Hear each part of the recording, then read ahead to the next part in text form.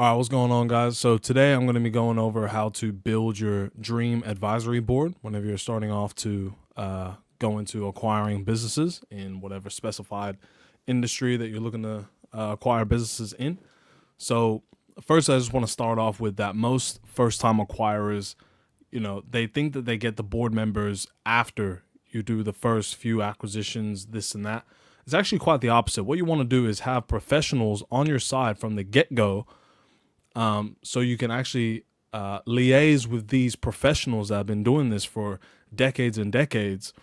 And you can show them all the documents that you're looking at, all the businesses that you're looking at, and they'll be able to tell you whether it's a good business to buy or not.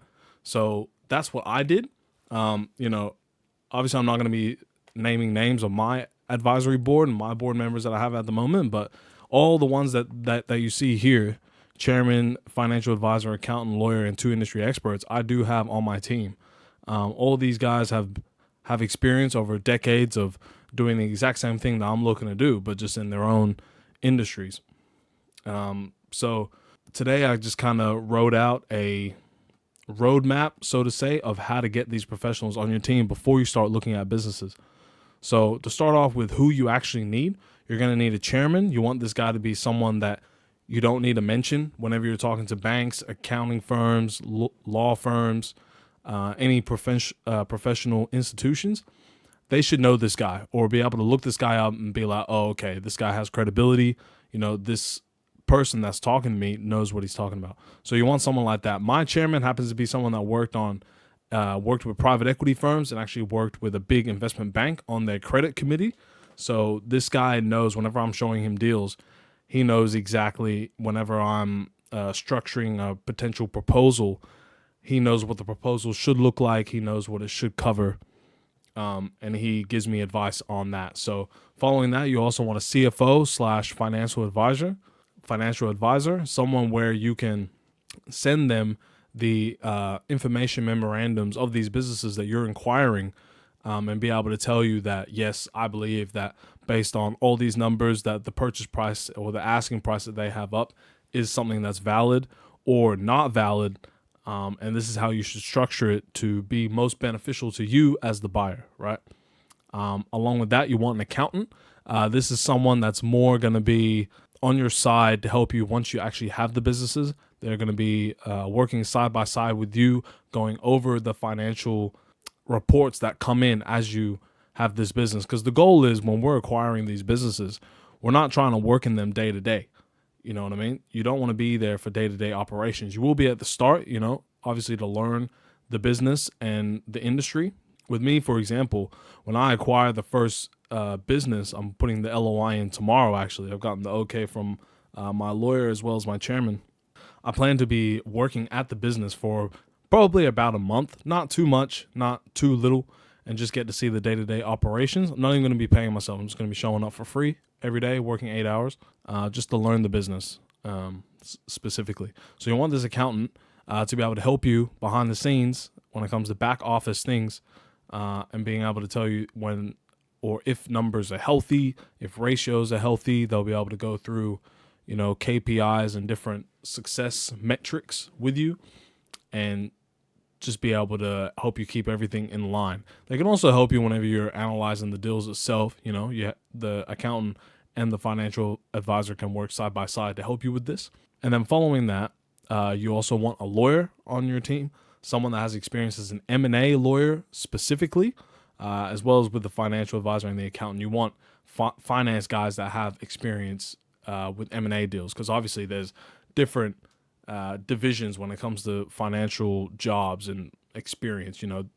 Some people might have a lot of experience more in taxation, for example. They might not have too much knowledge in M&A, right? So when the lawyer, you want specifically an M&A lawyer that has experience writing up documents, knowing what legally has to be contained on documents that you're submitting, etc. They're going to be the people, revising your LOIs whenever you're ready for that, as well as just going over the basic documents in the information memorandum and I guess the due diligence package. And we'll be able to tell this business is compliant. There's no shady stuff going on, right? Okay. And then next, you want 2 industry experts. So these are very important roles, and it's damn near a make it or break it type of role that you'll want on the board.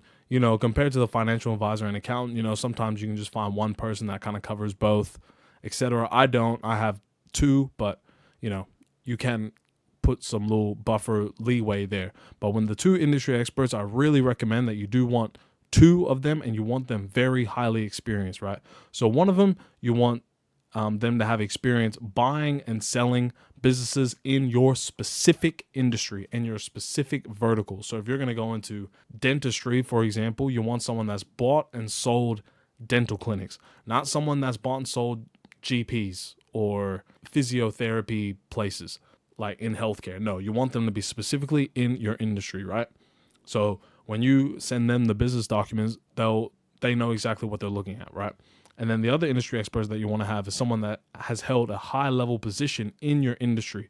So maybe someone that's been a high level manager or CEO or just a high level executive in your industry. So they know the day-to-day operations and how they should be looking. So they're the ones that you'll bring on the phone call, on the Teams or on the Zoom whenever you're talking to the seller, basically be able to ask questions about the staff and things like that. The actual day-to-day operations, the things that are occurring that brings in the income to the business. They need to have strong knowledge in that, right? So that's the team that you're going to build. There's going to be 6 of them, including yourself. You'll name yourself either CEO or founding director, any one of those, right? Okay, so where do you find these guys? So you find these guys through LinkedIn. This is a cut the bullshit, straight to the point thing. I'm not going to give you a whole bunch of different platforms, software, word of mouth that you could use. Of course, you could use all of those things. Find those in your own time. But LinkedIn is the only one that I use to find all of my board members. All of them. I don't have an uncle that knows people. I didn't go to my university club and there was just someone there that fit the role perfectly. No. You go on LinkedIn, you buy the premium subscription or membership to LinkedIn and you're just going to have it for a couple of months. And I think even when I did it, I think they had a free month of premium, whatever. You get that so you can search up in the search bar exactly what you're looking for. So when it comes to chairman, you might type up non-executive chairman, for me, Australia or whatever location that you're at. And you'll have a big list. You might type in the search bar, non-executive director, healthcare. And you'll have thousands of people. And you just bum rush all of them. And I'll tell you exactly the theme of how to speak to them when you're messaging them. But that's what you want to do. You want to get the premium membership so you can message as many people as you want. And you have unlimited searches to find these people. For me, it took me about almost exactly a month to recruit these people, which included the initial cold outreach to them, as well as 2 follow-up interviews that I had on video call. And then I shortlisted the ones that I liked and then picked them. And it took me about a month in total. But that was me working full-time on this all day, just volume, sending out to as many people that fit the role as possible, right? So LinkedIn, that's the main one. That's the only one that I'm going to mention. There's obviously other ways to find people, but this is the way that I use, and it's the best and most efficient way to find them, right? All right. So going on to what you're actually going to say and the overall structure, which I didn't really write down. So the structure of how you're going to do it is going to be the initial cold outreach. So that's going to be messaging them on LinkedIn. You're going to go, you're going to put it in the search. You're going to go onto their profile and you're going to go send request or connect and then with a message. And on the message, you want to present the idea as well as the long-term goal, vision, what you're trying to do, what you're trying to build. So if you're doing business acquisitions, the overall goal is to build a national platform for dentistry, a dental brand in the US, if that's where you're at or whatever, right? You're going to state the vision. You want to come across as, at the end of the day, it's about money, right? So you want to put the idea across and the vision across that we're going to build something really big and valuable, which you are, right? And what your hook is, because why are these people going to do this for no money? You're not paying these dudes anything. You're going to offer them free founders equity. you're going to give them equity in your holding company, which is the company that owns all of the businesses, right? You're going to give them equity in that. Don't state how much equity you're going to give them unless they ask. But if they ask, that's how you know that they're not coming from the right place, I guess. What you want them to respond with is something like, if I can provide you value, I would definitely be open to it. It definitely sounds like a great pursuit and endeavor. I'd love to be a part of it and help build something based on my expertise, right? So you're just going to present the idea, the long-term goal. I think you'd be a great fit based on your expertise. I want you to join the team to advise me along the way. And I will give you in return free founders equity once we have a certain number of LOIs in and we're going to acquire the first business. Done, right? So what you need to do during all of this time is you're going to make a fat spreadsheet, and I can show you my fat spreadsheet that I have, but I have all the names there and I don't really want to do that. But I have 800 something people that I did over the course of, I think, 2 months after work, 2 months just researching these people. Non-executive chairman, healthcare, go through 3 different pages. CFO, healthcare, go through another 5 to 8 pages of people and writing them all down. And then all at once, every single day, I was just copy pasting a script that I wrote, basically saying what I just said before, and just spam cold outreaching them.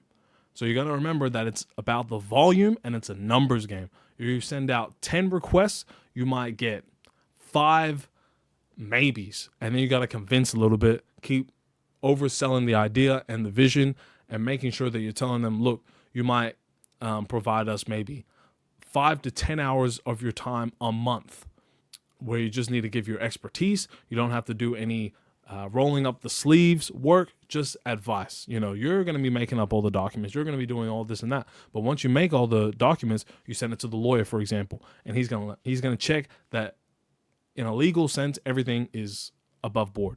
So that's basically what they're there for, right?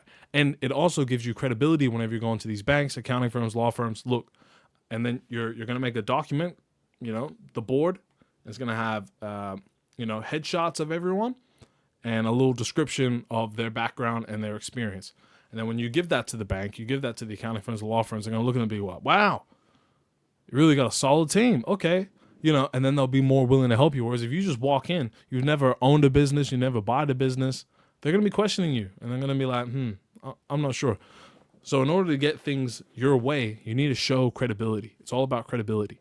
And if you don't have the credibility, which I'm guessing you don't, or else you wouldn't need to watch this video, you need to have people on your team that do.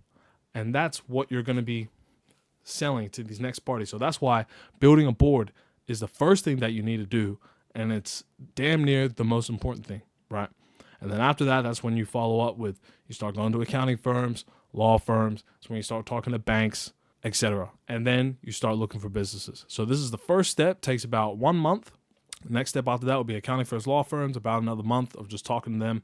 What would you be able to do in the due diligence phase once we start looking at these businesses. Next would be the banks, maybe 2 weeks. You talk to a couple of them because they're mostly going to say the same shit because they all kind of follow suit to each other. And then after that, you'll start looking at businesses. So as long as you do it in this very efficient way, you'll be in a great position and able to start inquiring and then acquiring businesses maybe after around 3 to 4 months. So this was a little breakdown on how to build your dream advisory board and getting your board members for your business acquisitions. So I'll make another follow-up video about another phase that you want to be looking at. That's important, but for now, do with this information what you will, take notes, and until next time.